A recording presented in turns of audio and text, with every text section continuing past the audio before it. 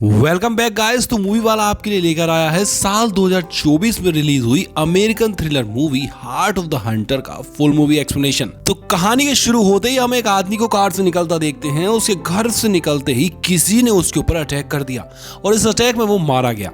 इस मरने वाले आदमी की बेटी दरवाजा खोलने अपने डैड के इंतजार में खड़ी थी और वो अपने डैड के होते इस मर्डर को देख लेती है और साथ ही किलर को भी। ये देखकर किलर, जिसका नाम जुकू है, उससे बहुत बुरा लगा। अब सीन कट होकर एकदम से सोते हुए जुकू की आंख खुलती है और हमें पता चलता है कि ये उसका सपना था। दरअसल जब से उसके साथ ये इंसिडेंट हुआ था, उस दिन के बाद से आज तक ये इंसिडेंट उसके सपने में आता रहता था। इसकी वजह से वो बहुत ज्यादा डिस्टर्ब भी रहने लगा था। अब अगले सीन में हम मैचीमा नाम के एक पॉलिटिशियन को देखते हैं। इसके पास इतनी पावर है कि वो अपने इस देश की मिलिट्री को भी अपने फायदे के लिए इस्तेमाल करता है। हालांकि वो प्रेसिडेंट अभी बना नहीं, लेकिन इलेक्शन में खड़ा जरूर हुआ है। अब मैचीमा को ये बात पता चलती है कि उसके सारे काले कारनामों का सबूत जॉनी के पास है, जो पहले कभी उसी के लिए काम किया करता था, लेकिन अब उसके लिए खतरा बन चुका है। वो इस चीज की खबर नेशनल सिक्योरिटी एजेंसी में देता है और वहां के सीनियर ऑफिसर मो को जॉनी को किसी भी हालत में जिंदा या मुर्दा पकड़ने का काम देते हैं। मो कुछ सोल्जर्स को जॉनी के घर पे भेजते हैं, लेकिन वहां उन्हें जॉनी नहीं मिलता। वो परेशान होकर जिम्नाई के पास जाती है और जो उनके आईटी डिपार्टमेंट में काम करती थी, वो जिम्नाई से कह रही है कि शहर के सभी सीसीटीवी कैमरा का इस्तेमाल करते हुए मुझे अभी के अभी जॉनी की लोकेशन बताओ। वो अपने काम में लग जाती है और फिर अगले सीन में हमें फाइनली जॉनी को दिखाया जाता है, जिसके पीछे बहुत से लोग पड़े हुए हैं। वो इस टाइम एक होटल रूम में है और यह भी जानता है कि मैचीमा उसके पीछे पड़ा हुआ है। इसलिए उसने एक रिपोर्टर को कॉल की, ऐसे रिपोर्टर को जो मैचीमा का दुश्मन था, क्योंकि मैचीमा की वजह से उसका कैरियर तबाह जो हुआ था। कॉल पर जॉनी उस एंकर को कहता है कि अगर तुम मैचीमा से बदला लेना चाहते हो तो यही मौका है तुम्हारे पास। मेरे पास उसके खिलाफ कई सबूत हैं। मैं तुम्हें कुछ फाइल सेंड कर रहा हूं, इसे अपनी जान से ज्यादा संभाल कर रखना। इसके बाद हम दोबारा जुको से मिलते हैं, जो अपनी फैमिली को लेकर बाहर निकला था। उन्होंने अपने बेटे को स्कूल छोड़ा और फिर वो अपनी वाइफ को लेकर मार्केट आ गया। ये देखने में एक हैप्पी फैमिली नजर आ रही थी। जोको भी अब काम पे आ गया, जहां हमें पता चलता है कि वो एक नॉर्मल सी बाइक रिपेयरिंग शॉप के अंदर काम करता है। यहाँ ऑफिस में जिमिनाई ने भी जॉन की लोकेशन को ट्रेस कर लिया था और ट्रेस करते ही सोल्जर्स उसे पकड़ने के लिए उसके होटल जा पहुंचते हैं। जॉनी जैसे ही सोल्जर्स को नोटिस करता है, वो फौरन अपनी कार लेकर वहां से भाग निकलता है। सोल्जर्स भी उसके पीछे लग जाते हैं। वो उसे शूट भी कर सकते थे, लेकिन मो ने उन्हें मना कर दिया था, यह कहते हुए कि हमें जॉनी को जिंदा पकड़ना है और उसके पास मौजूद सभी सबूतों को नष्ट करना है। जॉनी इस टाइम जुको के पास आया था, क्योंकि पास्ट में वो जॉनी का पार्टनर हुआ करता था, लेकिन आखिरी बार जब उसने जॉनी के लिए एक आदमी को मारा और उसे मरता हुआ उसकी बेटी ने देख लिया, तब के बाद जुको ने हर बुरा काम छोड़ दिया था। लोगों की नजर में बेशक इनका काम बुरा था, लेकिन हकीकत यह थी कि इनका काम बुरा नहीं था। ये लोग मैचीमा के खिलाफ लड़ रहे थे, क्योंकि पावर में होने की वजह से उसके खिलाफ कोई बात ही नहीं कर पाता था। जुको जॉनी की एक भी बात सुनने को तैयार नहीं था, लेकिन यहाँ जॉनी उसे कहता है कि अब वक्त आ गया है दोस्त, उस मिशन को पूरा करने का जिसे हमने स्टार्ट किया था। जुको साफ मना कर देता है, ये कहते हुए कि अगर मैंने ये काम किया तो वो मेरी फैमिली के पीछे पड़ जाएंगे। तो अब जॉनी कहता है कि ये मिशन तुम्हारी फैमिली से ज्यादा जरूरी है दोस्त, और जिन लोगों की तुम बात कर रहे हो ना, वो अभी भी तुम्हें देख रहे हैं, क्योंकि वो पहले से ही मेरा पीछा कर रहे थे। ये कहते हुए अब जुको को वो गले लगाता है। सीक्रेटली वो एक डिवाइस जुको की पॉकेट में डालता है और उससे कहता है कि तुम मेरी आखिरी उम्मीद हो जुको, मैं कैंसर की लास्ट स्टेज में हूं, मैं खुद ये काम नहीं कर सकता और अब ये तुम्हें ही पूरा करना होगा। इसके बाद जॉनी बाहर निकलता है और अपनी कार में बैठकर तेजी से कार चलाने लग जाता है। सोल्जर्स भी तेजी से उसकी कार का पीछा कर रहे थे, जबकि जॉनी कार चलाते हुए एक टूटे ब्रिज के पास आ चुका था। कार से निकलकर अब वो ब्रिज के ऊपर खड़ा हो गया। इससे पहले कि लोग उससे कोई भी सवाल करते, कुछ भी पूछते, वो वहां से जंप करके सुसाइड कर लेता है। उसका मरना सिक्योरिटी एजेंसी के अंदर जिम्नाई भी देख चुकी थी और ये देखकर वो शॉक रह गई थी। उसके मुंह से दुख साफ जाहिर था और यहाँ पे रिवील हुआ कि बेशक वो सिक्योरिटी एजेंसी में थी, लेकिन वो जॉनी के ग्रुप के साथ काम किया करती थी और जॉनी के मरने से उसे बहुत दुख हुआ था। यहाँ उसके लीडर मो उसे जुको की तलाश करने को कहते हैं, जो कि इस टाइम मार्केट में गया था। उसे जब अपनी वाइफ मार्केट में नजर नहीं आती तो वो उसे कॉल करके बताता है कि वो 2-4 दिन के लिए कहीं जा रहा है और जल्दी ही लौट कर आएगा। ये कहने के बाद वो एयरपोर्ट पे गया और वहां के लोकर से कुछ चीजें चुराई, पर जिमिनाई ने उसे ट्रेस कर लिया था। और उसके पीछे सोल्जर्स भेज दिए थे। सोल्जर उसे यहीं से अरेस्ट कर लेते हैं उसे लेकर जाते हैं एक रूम में। वो जबरदस्ती उससे कुछ पूछताछ कर रहे थे, लेकिन तभी जुगू ने उल्टा उन्हीं के ऊपर अटैक करके उन्हें अपने आप से छुड़वा लिया। अब जुगू पैदल चलता हुआ अपनी बाइक शॉप पे आया, क्योंकि वो नहीं चाहता था कि उसके भाई के जरिए कोई उसे ट्रेस कर ले। एयरपोर्ट से जो उसे सामान मिला था, उस सामान में एक मैप था और मैप पे एक निशान बना था, यानी इसका मतलब यहाँ पर जुको को जाना था। वो अब इस शॉप से एक नई बाइक लेता है और अपना सफर शुरू कर देता है। यहाँ पर जिमिनाई जुको को ट्रेस नहीं कर पाती, तो मो यानी कि उसका लीडर उसकी फैमिली को किडनैप करवा लेता है। जुको की वाइफ से ये लोग इन्वेस्टिगेशन शुरू करते हैं कि जुको और जॉनी का क्या रिलेशन है, लेकिन जुको की वाइफ उसको उसके पास्ट के बारे में कुछ पता ही नहीं था।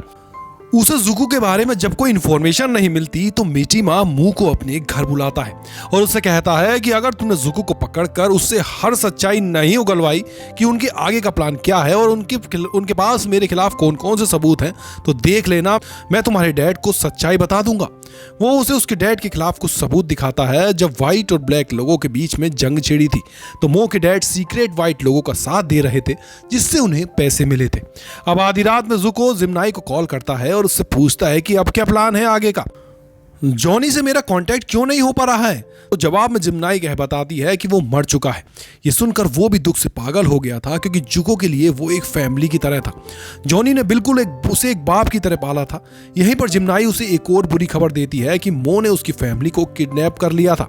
ये सुनकर जुको कहता है कि मैं फौरन वहां वापस आ रहा हूं।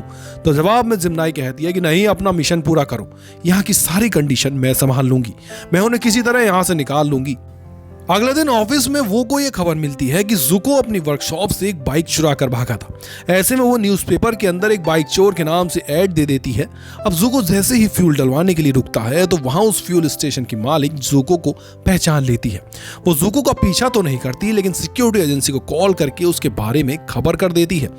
दूसरी तरफ सिक्योरिटी एजेंसी के अंदर जिमनाई जुको की वाइफ के पास जाती है और उससे कहती है कि घबराओ मत, मुझे जुको ने भेजा है और मैं तुम्हें यहाँ से बाहर निकालूंगी। अभी वो ये बात करके बाहर निकली ही थी कि उसे पता चला कि उसकी ये सारी बातें एक दूसरे एजेंट ने सुन ली हैं, जो मू यानी अपनी बॉस को जाकर सब सच बता देती है और बॉस जिमनाई को अरेस्ट करने का ऑर्डर देती है। ऑफिसर्स जब उसे अरेस्ट करके ले जा रहे थे तो रास्ते में ही जिमनाई अपनी हथकड़ियां तोड़कर उनके ऊपर अटैक कर देती है और जुको की वाइफ के रूम में आकर कहती है कि तेजी से भागो मेरे पीछे, नहीं तो यहीं पर रह जाओगी। भागते हुए वो जुको की वाइफ को एक टेरेस तक ले आई, जहां से नीचे जाने का भी कोई रास्ता ही नहीं था, जहां पर जिमनाई ने खुद जंप कर दी और जुको की वाइफ को भी जंप करने को कहा। वो डर रही थी, लेकिन अगर वो जंप ना करती तो फिर वहीं मारी जाती, इसलिए डरते हुए वो जंप कर देती है, लेकिन ठीक तरीके से जंप ना करने की वजह से वो नीचे स्लिप हो जाती है। जिमनाई ने उसे बचाने की भी कोशिश की, लेकिन वो मारी गई। दूसरी तरफ दिखाया जाता है कि जुको को पकड़ने के लिए बहुत सारे सोल्जर्स उसके रास्ते में आ खड़े हुए थे। दूर से आता हुआ जुको ये देख चुका था और जान गया था कि ये सोल्जर्स उसी के पीछे भेजे गए हैं। वो अपनी बाइक मोड़ता नहीं और ना ही रुकता, बल्कि वो दूर से आते हुए एक ऑयल कंटेनर को नोटिस करते हुए उसके ऊपर शूट कर देता है, जिसकी वजह से वहां एक बहुत बड़ा ब्लास्ट हो जाता है और सभी सोल्जर्स इधर उधर हो जाते हैं। ऐसा मौका पाते हुए जुको यहां से बाइक लेकर निकल जाता है। टाइगर, जो कि इस मिशन का हेड था, जिसे जुको को हर हाल में पकड़ना था, वो हेलीकॉप्टर के जरिए अब उसका पीछा करने लगता है, इसलिए जुको अपनी बाइक रोक लेता है और जैसे ही हेलीकॉप्टर उसकी तरफ मुड़ता है तो वो हेलीकॉप्टर पे बार बार गोलियां बरसाता है और उसे फिर डैमेज कर देता है और ऐसे अपनी बाइक लेकर आगे पहुंच जाता है। अब शाम हो चुकी थी, उसे कहीं रुकना था। उसने अपनी बाइक झाड़ियों में छुपाई और खुद के लिए कोई महफूज रहने की जगह ढूंढने लगा और तभी उसे एक हेलीकॉप्टर दिखाई दिया और उसे पता चला कि टाइगर के लोग यानी वो सोल्जर्स यहीं करीब ही छावनी लगाकर बैठे हैं। फिलहाल के लिए तो वो चुप हो जाता है, लेकिन रात में वो मौका पाते ही उस छावनी के ऊपर हमला कर देता है और वहां मौजूद सभी सोल्जर्स को मार डालता है। सभी सोल्जर्स को मारने के बाद यहां जो बचा था वो था टाइगर, यानी उन सब का लीडर, जो इतनी हलचल सुनकर जाग उठा था। यहां उसके और जुको के बीच में फाइट शुरू हो जाती है। पहले तो जुको उसे बहुत मारता है, लेकिन फिर एक टाइम ऐसा आया कि टाइगर उसके ऊपर भारी पड़ गया, यहां तक कि टाइगर ने उसके पेट के अंदर चाकू से वार करके उसे जख्मी भी कर दिया। लेकिन जुको हार नहीं मान सकता था। वो अपने ऊपर कंट्रोल पाता है और फिर अपनी सारी ताकत जमा करते हुए टाइगर को उठाकर दूर पटक देता है, जिससे अब वो जख्मी हो गया था। उसने टाइगर को मारा नहीं, बल्कि वो टाइगर को छोड़ के जल्दी से हेलीकॉप्टर की तरफ बढ़ा। गन पॉइंट पर पायलट को लेकर वो वहां से उड़ गया। अब जहां उसने जाना था वहीं से कुछ दूरी पर उसने हेलीकॉप्टर रुकवाया और पायलट को शुक्रिया करके जाने को बोला। वो इतना जख्मी था कि उसे चला भी नहीं जा रहा था। थोड़ा ही चलने पर वो बेहोश होकर गिर गया था। यहाँ के करीबी लोगों ने उसे फसलों में से उठाया, वो उसे अपने साथ ले गए। असल में ये लोग भी उसी के ग्रुप के लोग थे जो उसका इलाज करते हैं, और 1-2 दिन में जुको बिल्कुल ठीक भी हो जाता है। फिर ये लोग उसे एक खास जगह पर लेकर जाते हैं। वो जगह खोद कर वहां से जब सामान निकलता है तो वो एक तिजोरी थी जिसमें बहुत सारे पैसे और मिशन के लिए बाकी इंफॉर्मेशन रखी हुई थी। इसके अंदर मिटीमा के खिलाफ सबूत भी थे। ये सब चीजें लेने के बाद गांव वाले उसे एक हथियार देते हैं और यह कहते हैं कि जाओ, तुम अपना मिशन पूरा करके आना। वो मिशन के लिए आगे बढ़ ही रहा था, उसे जिम्नाई का फोन आया। असल में जिम्नाई के फोन से मोहो उससे बात कर रही थी। उसे वो धमकाती है कि तुम्हारे पास जो कुछ सबूत है वो मुझे दे दो। अब मोहो की बात को काटते हुए वो उससे पूछता है कि मेरी वाइफ कहाँ है, और वो बताती है कि तुम्हारी वाइफ मर गई है। ये सुनकर वो गुस्से में कॉल कट चुका था। अब जुको ने उस आदमी से कांटेक्ट किया था जिससे उसने जॉन से मिलने को कहा था। ये वही रिपोर्टर था जिसकी जिंदगी मिटीमा ने बर्बाद की थी। वो उस रिपोर्टर को मिलने बुलाता है, उसको सारे सबूत देकर कहता है कि इन सारे सबूतों को एक्सपोज करने से पहले तुम्हें मेरी मदद करनी होगी, तुम्हें मेरे बेटे को बचाना होगा। वो भी उसकी ये बात मान चुका था। यह एंकर पहले जिम्नाई का पता चलाता है और ये सब लोग जिम्नाई के घर चले जाते हैं, जहां जुकू से कहता है कि मैंने तुम पे विश्वास किया, लेकिन तुमने मेरी फैमिली का ध्यान नहीं रखा। जवाब में वो कहती है कि ऐसा नहीं है जुकू, मैंने अपनी पूरी कोशिश की, लेकिन उस टाइम सिचुएशन मेरे हाथ से बिल्कुल आउट ऑफ कंट्रोल हो गई। वो भी जानता था कि सब में जिम्नाई की गलती तो है ही नहीं। वो उसे कहता है कि अच्छा ठीक है, मेरी बात सुनो, अब मुझे किसी भी हाल में मेरे बेटे को बचाना है, पता लगाओ कि वो कहाँ है। जिम्नाई जब सर्च करती है तो उसे पता चलता है कि जुकू का बेटा मिटीमा के घर पे ही था। रात के अंधेरे में जुकू अब मिटीमा के घर पहुंच चुका था अपने बेटे को रेस्क्यू करने के लिए। बाहर बहुत सारे सिक्योरिटी ऑफिसर से भी उसका सामना हुआ, जिसको उसने बड़ी आराम और खामोशी से मार डाला। जिसके बाद वो घर के अंदर घुसा और गन की पीछे वाली साइड से उसके सर पे हिट करते हुए उसे भी बेहोश करके बांध दिया। जब उसे होश आया तो जुकू ने उससे पूछा कि बताओ मेरा बेटा कहाँ है। इससे पहले कि मिटीमा को कुछ करता, मिटीमा उसे धमकी देता है कि अगर मुझे एक भी खरोच आई ना तो देख लेना तुम्हारा बेटा मारा जाएगा। जुकू उसकी एक नहीं सुनता और उसके फोन से मुंह को कोलम लाता है और मिटीमा से कहता है कि इससे कहो जल्दी से मेरा बेटा यहां लेकर आए। मिटीमा क्योंकि इस टाइम बंधा हुआ था तो उसकी ताकत कुछ नहीं थी। उसने भी मोहो को वैसा ही करने को कहा जैसे जुकू ने बोला था। जितनी देर ये लोग जुकू के बेटे का इंतजार कर रहे थे तब मिटीमा ने उसे खरीदने की भी कोशिश की, उसे लालच भी दिया उसे जिंदा छोड़ने के लिए, लेकिन जुकू ने जवाब दिया नहीं, मैं तुम्हारे जैसे इंसानों के हाथों नहीं बिकूंगा।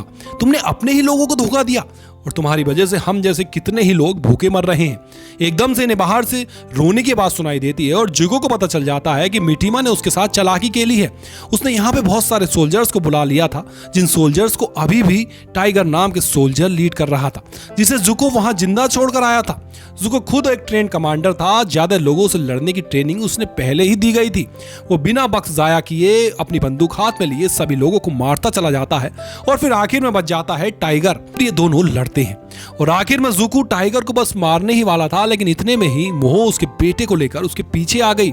उसके बेटे को गन पॉइंट पे लेते हुए जुकू को धमकी देती है कि छोड़ दो टाइगर को और वो सारे डॉक्यूमेंट मेरे हवाले कर दो जो तुम्हारे पास हैं, नहीं तो मैं तुम्हारे बेटे को गोली मार दूंगी। अपने बेटे का नाम सुनकर जुकू भी हाथ खड़े कर चुका था। ये सुनकर जुकू से कहता है कि डॉक्यूमेंट अब मेरे पास नहीं, वो कल को पूरी दुनिया के सामने होंगे। इस सभी बहस के दौरान मिटीमा भी बाहर आ चुका था, जिसे सोल्जर्स ने छुड़वाया था। वो मुंह से कहता है कि चलो मार दो जुकू को, अगर तुम साबित करना चाहती हो कि तुम्हारा बाप एक चोर नहीं था। मुंह को ये बात तो पहले से ही पता थी कि कल अगर सारे ही गलत काम मिटीमा के सब लोगों के सामने आ गए तो वैसे ही वो जेल चला जाएगा। तो अच्छा यही था कि वो कल के बजाय आज ही मिटीमा को मार दे। तो यहाँ वो मिटीमा को गोली मार देती है। अब मिटीमा का मर्डर तो उसने जुकू के सामने कर दिया था और जुकू उसके और भी बहुत से राज जानता था, इसलिए मोह उसे भी मारने के लिए आगे बढ़ती है। लेकिन इससे पहले कि वो गोली चलाती, जोरदार गोली चलने की आवाज यहाँ पे गूंजती है और देखने को मिलता है कि मोह खुद ही मर गई थी और उसे गोली मारने वाली कोई और नहीं बल्कि जिम्नाई थी, जो वक्त रहते यहाँ आ गई थी। यहाँ टाइगर जो बड़ी हिम्मत करके खड़ा हुआ था वो अब जुगू को शूट करने ही वाला था, लेकिन जिम्नाई ने उससे भी शूट करके मार डाला। ऐसे सारी बुराई, सारे करप्ट लोग यहाँ खत्म हो जाते हैं। फिर जुगू जिम्नाई और अपने बेटे को यहाँ से लेकर चला जाता है। अगले दिन दिखाया जाता है कि न्यूज में मिटिमा के खिलाफ सारे सबूत आ चुके थे। सब लोग अब मिटिमा की सच्चाई जानते थे, इसलिए किसी ने भी उसके मरने का अफसोस नहीं किया।